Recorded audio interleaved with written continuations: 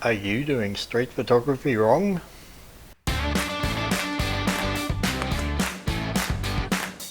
G'day. Yeah, that intro was bait. I don't think you can do street photography wrong because street photography can be done in so many different ways.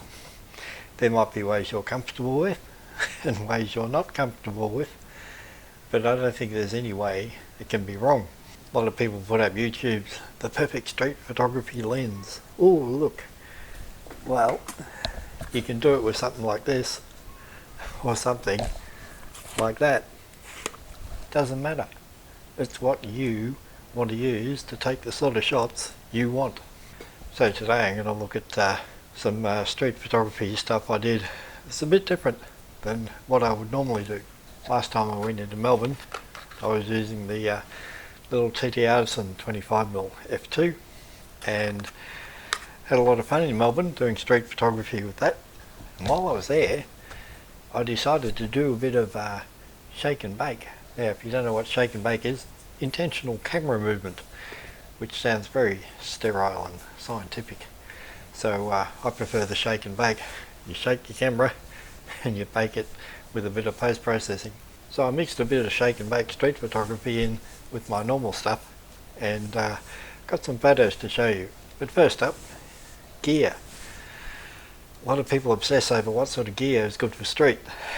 Well, it's what you're comfortable with, what you want to do. But which camera should I use? Whatever you feel comfortable using. You can use a point and shoot. You can use a phone. You can use a medium format. Doesn't matter. Last time I was in Melbourne doing it, I just finished doing the street photography and I was going back to Flinders Street Station and there's half a dozen photographers there on the steps, all with their cameras on tripods, doing street photography. And I'd just been walking around with this little thing, point and shoot. Both are fine. You can stick your big camera on the tripod, or you can walk around with a little thing and take shots. Doesn't matter. Both street photography. So to get to the shake and bake sort, what do you need to do intentional camera movement? Well, pretty much you just need a camera where you can control the shutter speed, because to get the movement it's easier with a slower shutter speed.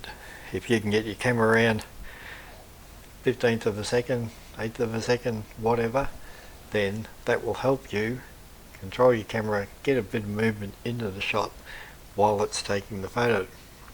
So what camera is good for it? What's the best camera for street photography with shake and bake? Any camera you can control the shutter speed with. You might be able to do it with a little old point and shoot from the year 2000. You can do it with this. This little Kodak foldable camera has shutter speeds that go down to 25th of a second. Okay, so that's slow enough for you to move the camera and take the shot. You don't need to spend thousands on a brand new camera just to do that. What else about shake and bake? Well, focus isn't critical because you're moving the photo while you take it. You don't need that left eye in focus because it's going to be blurred. So even a point and shoot camera that doesn't change focus at all will do the trick. Critical focus isn't the thing. What lens do you need? Something super sharp out to the corners? No, you don't. Anything that'll let light through it, basically. Pick any lens you want, stick on a camera so long as you can control the shutter speed, slow it down, and that's it. End of story. So let's take a look at some of the photos.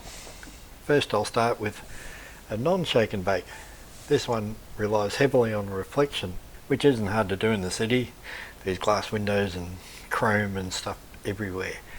And especially on a wet day, which this was, that adds an extra dimension of reflective surfaces. Some guy with a red umbrella walking along the street. I got him in the mirror window and lots of streaks of light and just to create a bit of interest. Then we'll get into the shake and bake. Lots of pictures of people walking around. I enjoyed the day because it was wet, so there's lots of people with umbrellas and that adds an extra dimension to the photo. So you got a bit of reflection on the pavement with the water, you got people with umbrellas. All these shapes add to an image, even when it's all blurry with the shake and bake, bringing elements of colour into it too, especially primary colours, blues and reds and yellows. Look for those things in the city. They make your photograph pop a little bit more and help the image stand out. Another one here with primary colours, the blue, the red, the yellow, all there in one photo. Again, looking for good bright colours on a dull day. I love it when people carry around bright umbrellas. That really gives a bit of punch to the photo. You can vary the amount of movement you do on your camera because it's all experimental and no shot is ever the same as the one before it or after it. Everything's moving, including your camera. And take shots like rainfall, because out of all the photos you'll take, a lot of them you'll think, nah, that didn't quite work, and that's fine. This is all very experimental. So play around with how much you move your camera, how you move your camera. Oh yeah, and don't delete any shots until you get home, because you never know what will strike your eye when you look at them on the computer later and you think, oh, I didn't know that was in there, that looks really good. The amount you move your camera can vary the distortion of people as well. Sometimes a little bit of movement, the people are fairly clear still. Other times you move it a lot and it gets a lot more abstract. So there you go. Some of these shots can end up being quite moody. They can give you different moods: melancholy, excitement, party atmosphere, busyness, rush, all sorts of things you can get out of photos. So next time you're out there on the street taking some shots, experiment a bit. Slow the shutter speed down, shoot from the hip, move your camera around a bit, and when you get home you might find some really good surprises there. So if you like the video, click like, subscribe if you haven't already. You can even buy me a copy, www.buymeacoffee.com/GregCarrick. Oh, I also have prints for sale. I've finally got a print shop.